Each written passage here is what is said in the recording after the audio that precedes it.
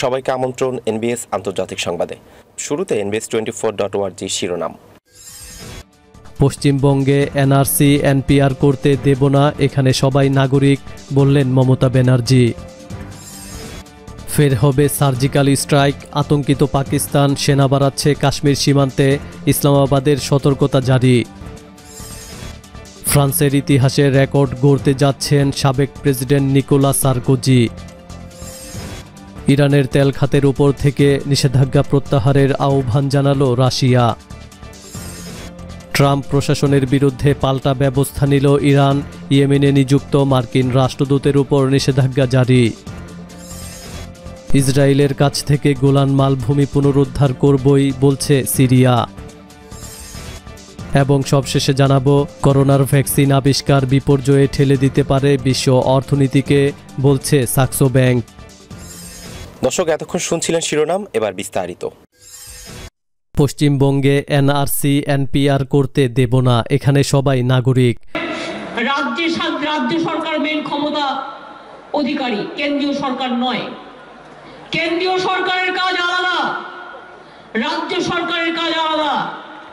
রাজ্যে কে থাকবে এটা রাজ্য সরকার ঠিক করে, এবং তাই কোনো এনআরসি করতে দেব না, এনপিআর করতে দেব না। এবং কে কা বলে মিথ্যে কথা বলে লাভ নেই, আমরা সবাই নাগরিক, এটা মাথায় রাখতে হবে। ভারতের পশ্চিমবঙ্গের মুখ্যমন্ত্রী মমতা ব্যানার্জি কেন্দ্রীয় বিজেপি নেতৃত্বাধীন সরকারকে টার্গেট করে বলেছেন, রাজ্যে কোনো এনআরসি করতে দেব না, এনপিআর করতে দেব না। কে করে মিথ্যে কথা বলে লাভ নেই, আমরা সবাই নাগরিক, এটা মাথায় রাখতে হবে। রাজ্যে কে থাকবে তা রাজ্য সরকার ঠিক করে, কেন্দ্রীয় সরকার নয়। বুধবার উত্তর 24 পরগনা জেলার গোপালনগর হাই স্কুল ময়দানে দলীয় এক জনসভায় ওই মন্তব্য করেন পশ্চিমবঙ্গের মুখ্যমন্ত্রী। আপনাদের কি বলবো, আমায় যদি বলে তোমার মায়ের জন্মদিন বলো, আমি বলতে পারবো? তোমার মায়ের জন্ম তারিখ বলো, আমি বলতে পারবো? তাহলে আপনারা কোত্থেকে বলবেন? আর বিজেপির কাজই হচ্ছে এটা, বাংলা থেকে বাংলার লোকেদের তাড়িয়ে দাও, আর তাড়িয়ে দিয়ে বাংলাকে গুজরাট বানিয়ে দাও। আমরা বলি হবে না, হবে না, হবে না। মমতা ব্যানার্জি বলেন, ওপার বাংলা থেকে অনেক মানুষ এপার বাংলাতে উদ্বাস্তু হয়ে ছিন্নমূল হয়ে এসেছেন, আমরা আপনাদের সাদরে গ্রহণ করেছি। মনে রাখবেন, এটা শুধু আমাদের বাড়ি নয়, এটা আপনাদেরও বাড়ি। নতুন করে কারো সার্টিফিকেটের প্রয়োজন নেই, তার কারণ আমরা প্রত্যেকে নাগরিক। আপনাদের সাথে প্রতারণা করা হচ্ছে সংশোধিত নাগরিকত্ব আইন কে বা কাকা বলে।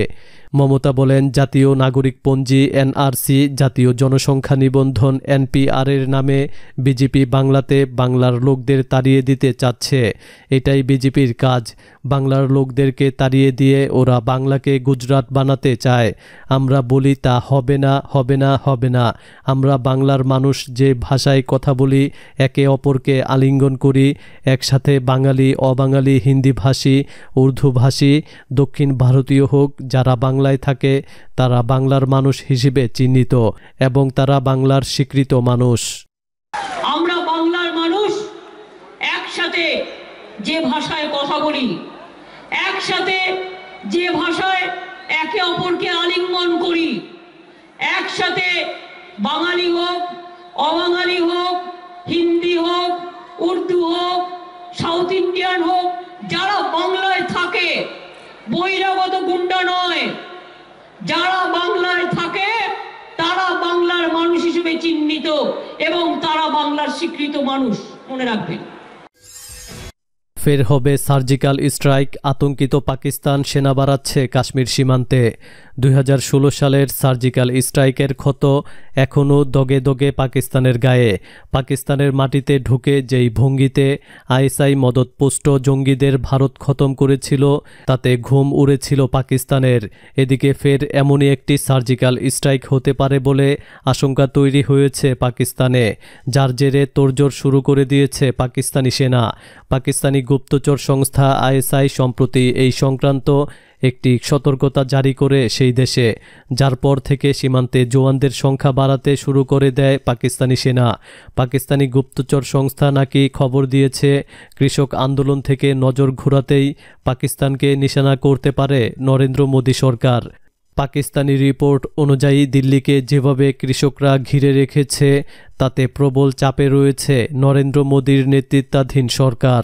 এই আবহে এই আন্দোলন থেকে ফোকাস ঘুরিয়ে নিতেই মোদী সরকার পাকিস্তানকে নিশানা করতে পারে।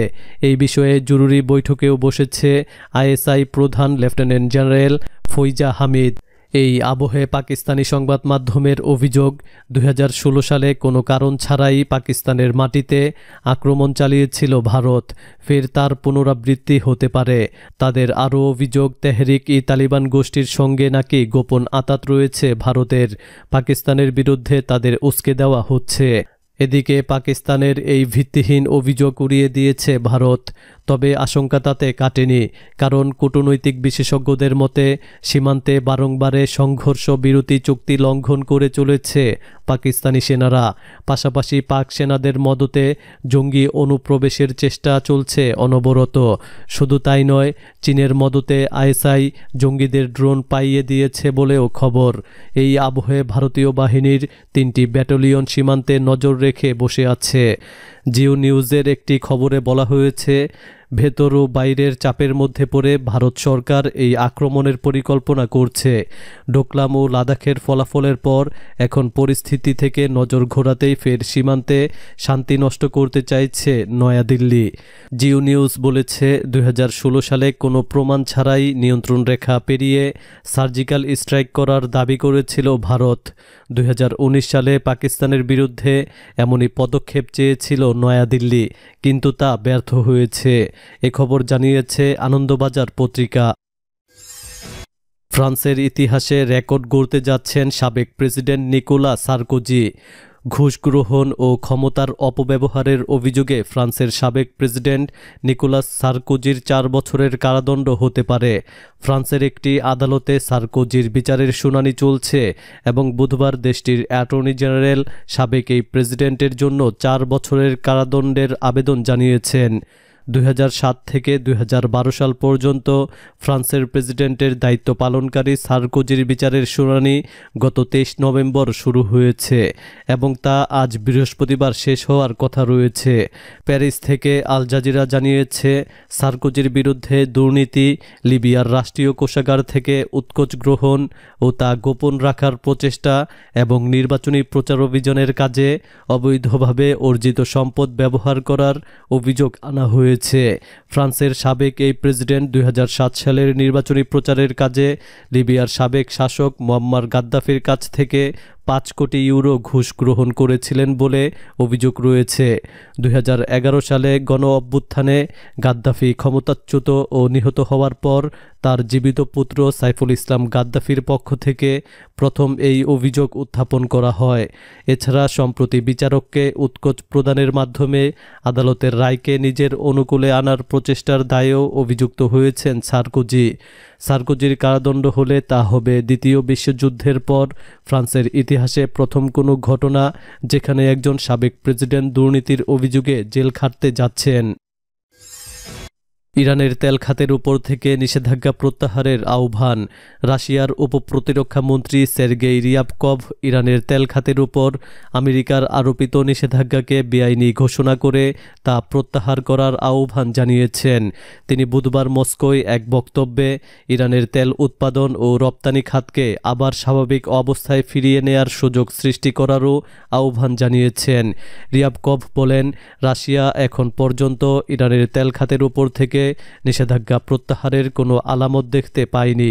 রাশিয়ার উপপ্রতিরক্ষা মন্ত্রী ইরানের পরমাণু সমঝোতা নিয়ে পশ্চিমা দেশগুলোর সঙ্গে ইরানের যৌথ কমিশনের পরবর্তী বৈঠক নিয়েও কথা বলেন। তিনি জানান, আগামী 16 ডিসেম্বর পরমাণু সমঝোতা বিষয়ক যৌথ কমিশনের পরবর্তী বৈঠক অনুষ্ঠিত হবে এবং ওই বৈঠকের বিষয়বস্তু ঠিক করার কাজ চলছে। এই যৌথ কমিশনের এর আগের বৈঠক গত 1 সেপ্টেম্বর ভিয়েনায় অনুষ্ঠিত হয়। 2015 সালে জাতিসংঘ নিরাপত্তা পরিষদের 5 স্থায়ী সদস্য দেশ ও জার্মানির সমন্বয়ে গঠিত 6 জাতিগোষ্ঠীর সঙ্গে পরমাণু সমঝোতা সই করে ইরান। ওই সমঝোতায় ইরানের উপর থেকে জাতিসংঘসহ আমেরিকার সব নিষেধাজ্ঞা প্রত্যাহারের বিনিময়ে নিজের পরমাণু কর্মসূচিতে কিছুটা সীমাবদ্ধতা আনতে রাজি হয় তেহরান।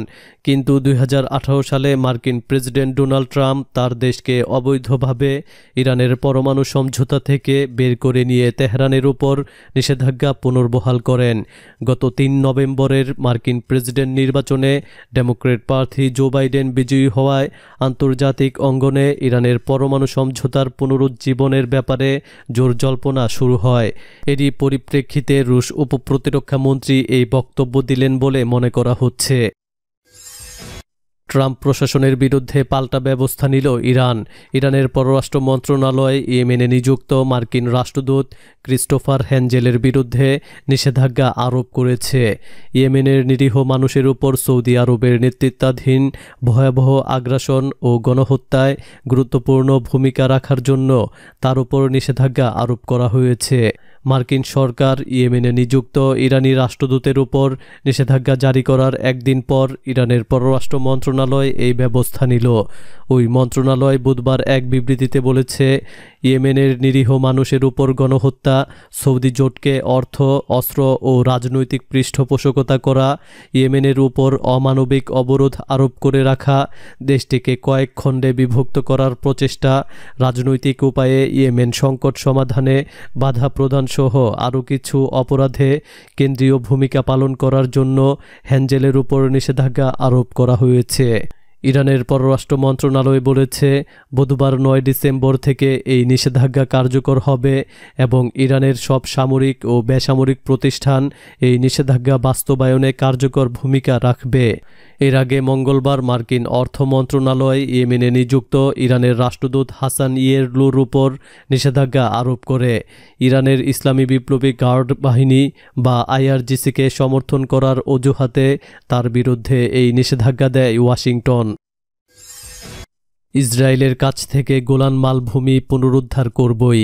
দখলদার ইসরায়েলের কাছ থেকে গোলান মালভূমির দখলকৃত অংশ পুনরুদ্ধারের সংকল্প পুনর্ব্যক্ত করেছে সিরিয়া।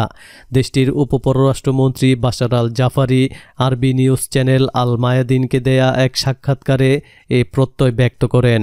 তিনি বলেন, জাতিসংঘ মহাসচিব ও নিরাপত্তা পরিষদের সভাপতির কাছে আলাদা চিঠি লিখে গোলান মালভূমিতে ইসরায়েলের অবৈধ তৎপরতার বিরুদ্ধে অভিযোগ জানিয়েছে দামেস্ক। গোলান মালভূমি দখলে আমেরিকাকে ইহুদিবাদী ইসরায়েলের অংশীদার বলে উল্লেখ করেন জাফারি। তিনি বলেন, অধিকৃত গোলান মালভূমির প্রতি মার্কিন সরকারের নীতির সঙ্গে ব্রিটিশ উপনিবেশবাদী নীতির কোনো পার্থক্য নেই। সম্প্রতি মার্কিন পররাষ্ট্রমন্ত্রী মাইক পম্পেও নজিরবিহীনভাবে অধিকৃত গোলান মালভূমি পরিদর্শন করেন। আমেরিকার ইতিহাসে এর আগে কোনো পররাষ্ট্রমন্ত্রী এই দখলকৃত ভূখণ্ড সফর করেননি।